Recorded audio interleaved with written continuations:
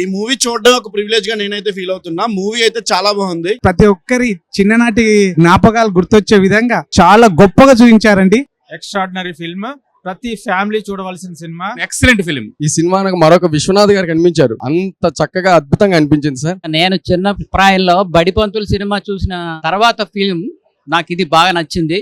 అమ్మ కూడా నిర్మించింది ప్రపంచంలో ఇంకోటి లేదని సెంటిమెంట్ మీద ఈ సినిమా తీయడం జరిగింది. చాలా చాలా బాగుంది. I thoroughly enjoyed. చాలా సెన్సిబుల్ ఫిల్మ్. చాలా రోజుల తర్వాత మంచి సినిమా చూసామన్న ఫీలింగ్ అందరికి కలుగుతుంది. ఇంట్లో జరిగిన సినిమాలా ఉంటుంది. ఎవ్రీ ఎమోషన్ ని మీరు ఫీల్ అవ్వచ్చు. You literally feel like your film. మీరు ఒకళ్ళు ఎదురెళ్ళొద్దు, మొత్తం ఇంట్లో అందరు కలిసి చూడండి, ఎందుకంటే అందరు కనెక్ట్ అయ్యే సినిమా ఇది. It's very very very beautiful film. ఇది నిజంగా చిన్న కథ కాదు, చాలా పెద్ద కథ. అండ్ ఎవ్రీ పర్సన్ కనెక్ట్ అయ్యే కథ ఇది. And it's a best movie. Everyone should watch along with their kids and parents also. మనకు కావాల్సింది నేను పిల్లలతో బాగుండడం కాదు, పిల్లలు బాగుపడడం.